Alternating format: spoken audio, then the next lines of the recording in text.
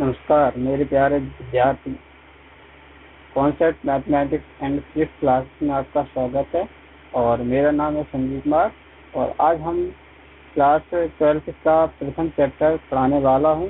तो आज से स्टार्ट है, ध्यान रखना। और जिसका चैप्टर का प्रथम चैप्टर का नाम है प्रथम चैप्टर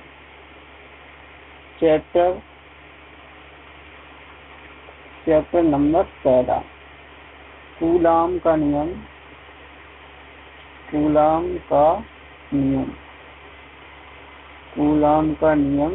तथा वैद्युत क्षेत्र इसको हम पढ़ने वाले हैं।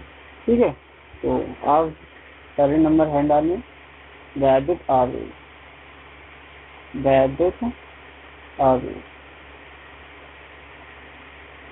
वैद्युत आवेश को इंग्लिश में बोलते हैं इलेक्ट्रिक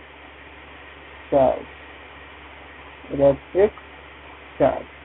इसकी परिभाषा क्या होती है? इसकी परिभाषा होती है, हम व्हाइट बोर्ड पर लिखेंगे, नहीं आपको लिखना पड़ेगा। तो इसमें लिखें, वैद्युत आवेश पदार्थ का वह गुण होता है जो वैद्युत तथा चुंबकीय के प्रभाव को उत्पन्न करता है।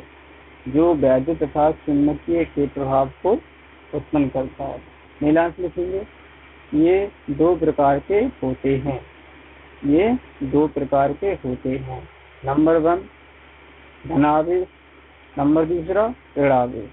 नंबर 1 लिखेंगे धनावेश, नंबर दूसरा लिखेंगे ऋणावेश। अब नीलांश से हैंड डालेंगे धन आवेश। नंबर 1 धन आवेश यानी पॉजिटिव चार्ज। पॉजिटिव चार्ज में लिखें। पॉजिटिव चार्ज चलिए पहले लिख लें, उसके बारे में समझाएंगे। देखें, धन आवेश पदार्थ का वह गुण होता है जो पदार्थों में इलेक्ट्रॉनों की कमी को प्रदर्शित करता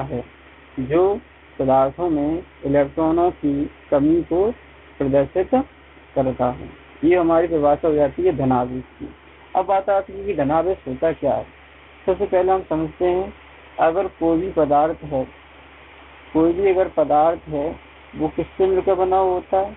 वो मिलकर बना होता है अणु से। अणु किससे मिलकर बने होते हैं? हमारे परमाणु से। और परमाणु किससे मिलकर बने होते हैं? परमाणु मिलकर बने होते हैं हमारे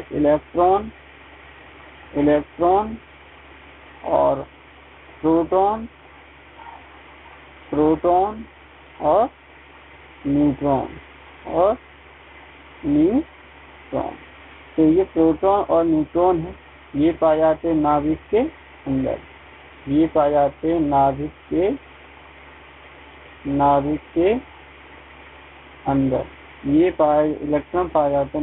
के बाहर। ठीक है, और इलेक्ट्रॉन का आवेश कैसा होता है? ऋणात्मक होता है। और प्रोटॉन का आवेश कैसा होता है? धनात्मक आवेश होता है। और इस पर कोई भी आवेश नहीं होता है, शून्य मान सकते हैं। दोनों पर आवेश का जो परिमाण है वो तो बराबर ही होता है, लेकिन प्रकृति अलग अलग होती है। तो मैं समझाना चाहता हूँ कि धनावेश और ऋणावेश कैसे हो जाते हैं, कैसे कोई पदार्थ कैसे आवेशित हो जाता है। तो सबसे पहले आवेशित होने का एक सबसे प्रथम या सबसे बेसिक कॉन्सेप्ट ये होता है कि कोई भी अगर पदार्थ या वस्तु अगर आवेशित हो रही है तो वो तभी आवेशित हो सकती है जब इलेक्ट्रॉनों का आदान प्रदान हो। अगर इलेक्ट्रॉनों का आदान प्रदान होता है तभी वस्तु आवेशित होती। तो इसमें एक शब्द आता है उदासीन। अगर कोई भी पदार्थ आवेशित नहीं है तो इसका मतलब क्या होता है? इसका मतलब होता है उसमें धनावेशों की संख्या और ऋणावेशों की संख्या आपस में कैसी है? बराबर है। मतलब धनावेश का मतलब हो गया प्रोटॉन, ऋण का मतलब हो गया इलेक्ट्रॉन। इसमें उपस्थित इलेक्ट्रॉनों की संख्या और प्रोटोनों की संख्या आपस में कैसी है? अगर हम कह रहे थे कोई पदार्थ अगर उदासीन, इसका मतलब हुआ उसमें धनावेशों की संख्या और ऋणावेशों की संख्या आपस में कैसी है?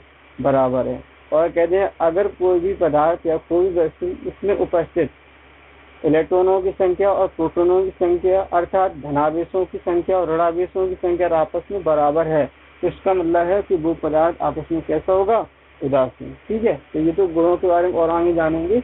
अब बात समझते हैं धनावेश।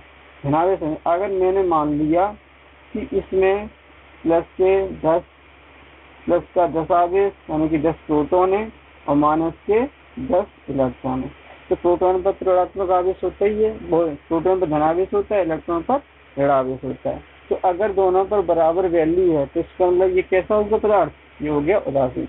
अब मुझे तो आवेशित करना है, तो आवेश करने के लिए मैंने बताया था कोई भी अगर वस्तु या पदार्थ अगर आवेशित होती है तो इसका मतलब उसमें इलेक्ट्रॉनों की तो अधिकता हुई या फिर कमी हुई।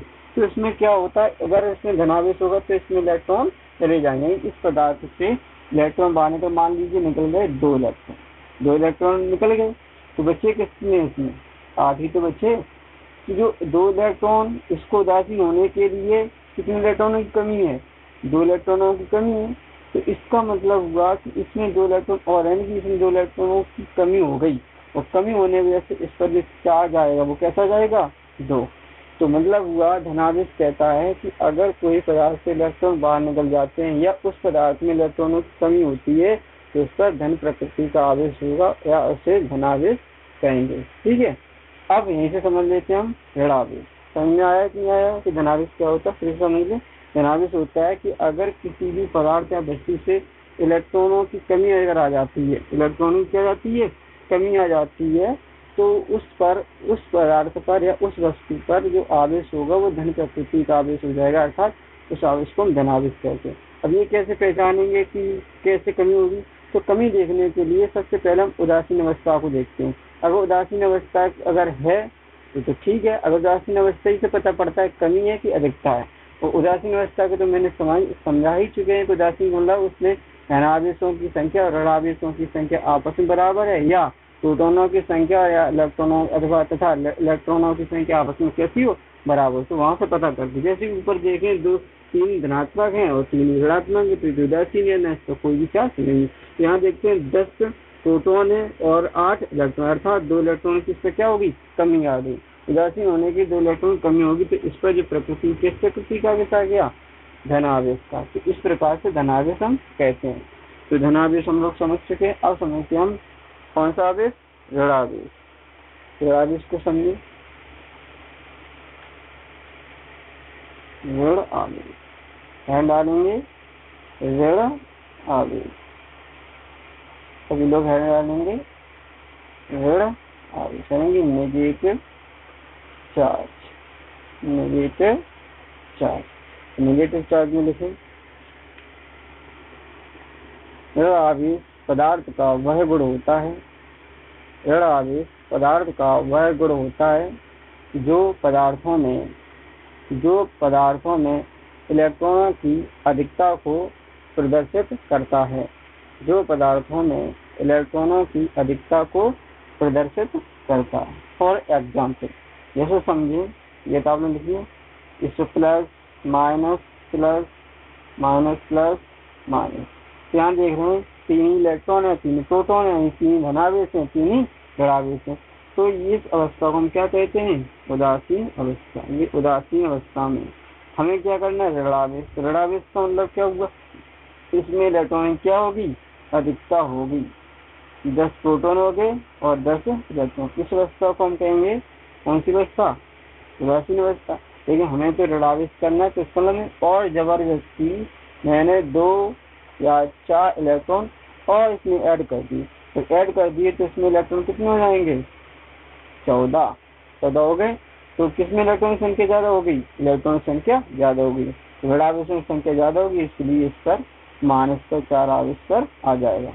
तो इसमें इलेक्ट्रॉनों की अधिकता होगी, तो इस पर जो आवेश हो जाएगा या जो गुण आवेश जो आयन आएगा या जो गुण आएगा आवेश का, उस आवेश को क्या कहते हैं हम, ऋणावेश। ठीक, समझ में आया। अगर डायरेक्ट समझे, ये भी डायरेक्ट समझे ना, धनावेश और ऋणावेश फिर से समझा रहे। मैंने 2 पदार्थ ले लिए, इसमें 10 प्रोटॉन है, 10 इलेक्ट्रॉन है, 10 प्रोटॉन है, 10 इलेक्ट्रॉन। तो अगर प्लस माइनस के बीच अगर हम लड़ाई करा देते हैं तो कोई नहीं जीतेगा, क्योंकि अब बात करें कि हमने बताया था कि इलेक्ट्रॉन पर आवेश और प्रोटॉन पर आवेश बराबर होता है लेकिन विपरीत प्रकृति का होता है। इसका मतलब हुआ कि इलेक्ट्रॉन, अगर कोई व्यक्ति को हम इलेक्ट्रॉन का नाम दे देते हैं तो उसकी ताकत, और प्रोटॉन भी किसी व्यक्ति का नाम देते तो दोनों व्यक्तियों की जो ताकत आपस में कैसी है, बराबर है। तो अगर एक पदार्थ में दोनों को अगर एक दूसरे को लड़ा दिया जाए, जितने प्लस है उतने ऋणात्मक, तो क्या है, सब मतलब ड्रा हो सकता है, सब मर भी सकते हैं। तो उस अवस्था में हम कहीं कोई नहीं जीतेगा, हम कह सकते हैं जो कोई नहीं जीता उस अवस्था को बोल देते उदासीन। जैसे हम कह देते हैं 9, अब देखो धनावेशों की संख्या ज्यादा होगी, ऋणावेशों की संख्या कम होगी, इन दोनों के बीच या इन दोनों व्यक्तियों के बीच ई और ई में अगर लड़ाई करा दी जाए, कौन जीतेगा, तो प्लस ज्यादा है तो प्लस ही तो बचेगा। तो इसलिए इस पर जो आवेश आएगा, किस प्रकृति का आवेश आएगा, धन प्रकृति का आवेश आएगा। अगर इन दोनों के बीच अगर लड़ाई करा दें, मान लीजिए 15 ही, अगर इसके बीच अगर लड़ाई करा दें तो देखेंगे माइनस यानी इलेक्ट्रॉन जो ऋणात्मक आवेश है इसमें कितने ज्यादा है, 5 से ज्यादा है। तो किसका इफेक्ट ज्यादा दिखाएगा, ऋणात्मक का, तो ऋणात्मक 5। तो इस पर किस प्रकृति का आवेश होगा, ऋण प्रकृति। तो कभी भी कंफ्यूजन हो कि ऋण आवेश कहाँ होता है, धनावेश कहाँ, जिसका इफेक्ट ज्यादा दिखाई दे या जिसकी संख्या ज्यादा हो वही इस पर प्रकृति, उसी प्रकृति का इस पर आवेश आ जाएगा। तो आज हम लोगों ने जाना वैद्युत आवेश के बारे में, धनावेश के बारे में और ऋण आवेश के बारे में। धन्यवाद।